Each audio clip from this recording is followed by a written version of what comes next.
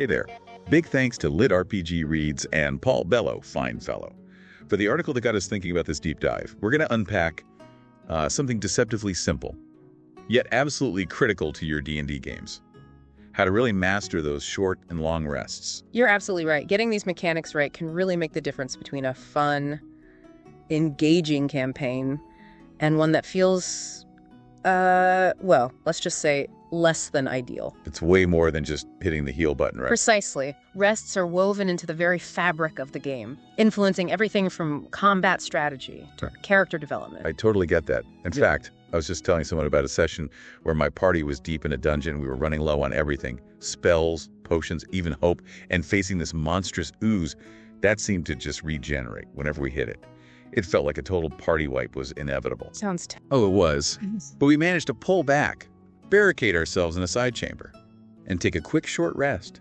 That gave us just enough breathing room to come up with a plan and ultimately take the ooze down. If we hadn't taken that short rest, well, let's just say I wouldn't be here talking about it. A perfect example of how a well-timed rest can be a game changer. But before we dive into the strategic depths, let's make sure everyone's clear on the basics. Back of the rulebooks. Just for a moment. In D&D 5e, as you know, a short rest is at least 1 hour long. It's time to bandage wounds, maybe eat a quick ration, catch your breath. Mechanically, you regain some hit points by rolling hit dice. And some class features, recharge. That little moment in a movie where the heroes regroup, maybe share a quick quip before diving back into the action. A great analogy. A long rest, on the other hand, is a full 8 hours. You're talking a proper night's sleep, a full meal, time to really recover. This is when you regain all your hit points. And spell slots and any abilities that need a long rest to recharge become available again. Essentially, you're resetting for the next chapter of the adventure. Yes. But think about the implications beyond just the mechanics. How does the placement of these rests affect the narrative you're creating? Whether you're the DM or a player contributing to the story. I see where you're going with this. A short rest during a dungeon crawl ramps up the tension right. You know danger is lurking around every corner. Exactly. It adds this element of risk and reward. You need that recovery. But every minute you spend resting could be a minute the enemy uses to their advantage. Now imagine a scenario where the only long rest you get is at the very end of a dungeon crawl. Whoa. That changes the stakes significantly. Suddenly, every decision about when to take a short rest becomes that much more crucial. That's the power of strategic rest placement. It shapes the pacing, the tension, the overall feel of the campaign. Okay, I'm starting to see the depth here. It's not just about ticking boxes on a character sheet. Not at all. Let's talk about another example, a chase sequence. Think about how allowing for a few well-placed short rests can keep the action going without completely overwhelming your players. They get to catch their breath, strategize, maybe use a healing potion or two, and then it's back into the heart-pounding chase. And on the flip side, a long rest after a climactic battle gives everyone a chance to truly process what just happened, deal with any lingering injuries, and prepare for what comes next. It allows for a natural pause in the narrative. You're getting it. But let's not get stuck in predictable patterns. Short rest in a dungeon. Long rest after a battle. There's so much more we can do with these mechanics, especially those short rests. So how can we make short rests more than just patching up wounds? Think about using them for tactical retreats. Your party is facing overwhelming odds. What do? They run. Exactly. But it's not just about fleeing. It's a strategic withdrawal to a more advantageous position. During that short rest, they can reassess the situation, come up with a new plan, maybe even set a trap for their pursuers. So it becomes a turning point in the encounter. Instead of being reactive, they're taking control. And you, as the DM, can reward that kind of creative thinking. Maybe that short rest allows them to discover a hidden passage, giving them the upper hand. Or perhaps they overhear crucial information from their enemies, who assume they've escaped. Those little details can make all the difference. Now consider this. The party is stumped by a complex puzzle. After hours of trying, frustration is mounting.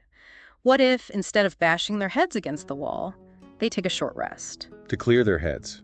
Maybe approach the problem from a new angle. Exactly. A fresh perspective can often be the key to cracking a tough puzzle. It's like taking a break from a work project. When you come back, the solution often seems obvious. So short rests aren't just about physical recovery, they're about mental rejuvenation as well. They offer a chance to think strategically, creatively, and maybe even outsmart the challenges you've thrown at your players. Now, how about those long rests? We tend to think of them as downtime, but they can be so much more. Because even heroes need a break now and then. What happens during those breaks? Does the story just stop? Not at all. Long rests are the perfect time to enrich the narrative and delve deeper into character development. Imagine a party member who's a skilled artisan. They could spend their downtime crafting. But not just any crafting. What if they're working on a masterpiece? That ties directly into their backstory. It becomes more than just a mechanical act. It's a way for them to explore their character's past, their motivations, maybe even uncover hidden talents or secrets. Precisely. And don't forget about NPC interactions. A long rest offers the opportunity for meaningful conversations, unexpected encounters, and maybe even a bit of intrigue. Picture this. The party has just saved a village from bandits. During their well-deserved long rest, they're approached by a grateful villager who wants to repay their kindness. Oh, I see where this is going. It seems like a simple act of generosity, but that villager could be hiding a secret or have vital information about a looming threat. Suddenly, that seemingly peaceful long rest becomes a turning point in the campaign. those little seeds of intrigue can really sprout into something amazing. It's like planting those story hooks that keep players on the edge of their seats. And remember, long rests don't have to be passive. Encourage your players to think about what their characters would do during that downtime. Would they spend the time training, practicing their skills, or maybe even writing in their journal, reflecting on their experiences? Those introspective moments can really add depth to their characters. It's like giving them a chance to breathe, to process, to evolve. It reminds us that these aren't just game pieces on a board, they're characters with their own thoughts, feelings, and motivations. So rests become these little windows into their lives, their personalities. But let's be realistic, not every rest is going to be a peaceful interlude. You're bringing up the element of risk. We can't always assume our heroes will be safe just because they've decided to rest. Sometimes those moments of vulnerability can make for the most memorable stories. What are some ways we can make rests more challenging, more unpredictable? Let's start with the environment. Imagine your party is trekking through a desolate wasteland. Finding a safe place to rest is already a challenge, but then A sandstorm rolls in, visibility drops to zero, making them easy targets for ambush. Exactly. Or perhaps they're in a dense jungle, where venomous snakes and giant spiders lurk in the shadows. Suddenly, that peaceful night under the stars becomes a fight for survival. Even a simple act like setting up camp can turn into an encounter. And don't forget about the classic ambush. The party is nestled in a seemingly secure cave, thinking they're safe for the night. Then in the dead of night, a band of goblins attacks. That'll keep them on their toes. Or what about resource scarcity? They're in a frozen tundra, and their supplies are dwindling. Finding food and water becomes as important as finding shelter. Do they risk venturing out to hunt, potentially exposing themselves to danger? Or do they ration their meager supplies and hope for the best? Those are tough choices, and that's what makes it compelling. They have to weigh their needs against the risks, and those decisions have consequences. It all comes down to player agency. You want them to feel like active participants in the story, not just along for the ride. So, how do we as dungeon masters encourage that? It's about giving them choices. Even when it comes to something as seemingly simple as taking a rest, instead of dictating when and where they rest, let them decide. So no more. Okay, you find a cave and take a long rest. Exactly. Present them with the situation, the environment, the potential threats, the resources available, and let them weigh the risks and benefits. Do they push on, risking exhaustion and potential danger? Or do they prioritize rest and recovery, even if it means losing valuable time or giving their enemies an advantage? I love that. It turns those rest decisions into meaningful choices with real consequences. And it doesn't have to be a dry strategic discussion. It's a fantastic opportunity for role-playing. Imagine the party's paladin urging everyone to rest so they can pray and regain their divine power. Meanwhile, the rogue is champing at the bit to explore that mysterious ruin they just stumbled upon. The tension, the conflicting priorities. It's all great fodder for role-playing. You can practically hear the dice rolling as they try to persuade each other. And you, as the DM, can act as a facilitator, nudging the conversation along and adding those little twists and turns that keep things interesting. Maybe a sudden storm rolls in, or a scout returns with news of enemy movements. Suddenly, that simple decision about resting becomes a whole lot more complicated. It's about finding that balance, right, between challenging your players and making sure they feel like they're actually making progress in the game. Absolutely. And that balance is going to vary depending on the style of your campaign. A high magic, action-packed adventure is going to have a different rhythm than a gritty, survival-focused game. So as DMs, we need to think about the tone and theme we're going for. Do we want our players to feel like invincible heroes who can overcome any obstacle?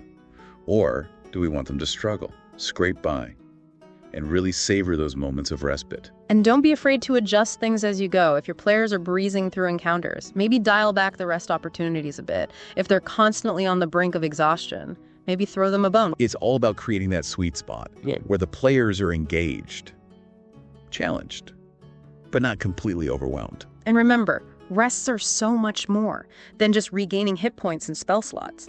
They're about pacing this story, building tension, and creating those memorable moments that make D&D so special. It's in those quiet moments between the action that we often see the most character development, the most meaningful interactions, the most surprising twists. It's like those scenes in a movie where the characters pause to reflect, to share a moment, to reveal something about themselves that we didn't know before.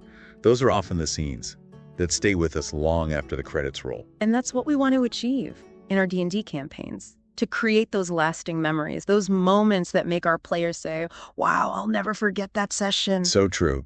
Rests, when used effectively, can be those catalysts for unforgettable moments. It all circles back to Paul Bello's insights in that LitRPG Reads article. He really gets it. Thinking back on everything we've discussed, what are some key things you hope our listeners will take away from this deep dive? First and foremost, remember that rests are versatile tools. They can be used to manage resources, control pacing, and most importantly, enrich the narrative. Don't be afraid to experiment. Try different rest variants. Introduce challenges. Find what works for your campaign and your players. And don't forget about the power of player agency. Let them make meaningful choices about when and where to rest, and watch as those choices shape the story in unexpected ways. So here's a final thought-provoking question for all of you. What are some creative ways you use rests to elevate your D&D campaigns? We'd love to hear your stories, your strategies, your triumphs, and maybe even those near TPKs averted. By a perfectly timed short rest, head over to the comments and share your experiences. Big thanks again to Paul Bello, fine fellow, for sparking this fascinating conversation. And until next time, may your rests be restful and your adventures epic.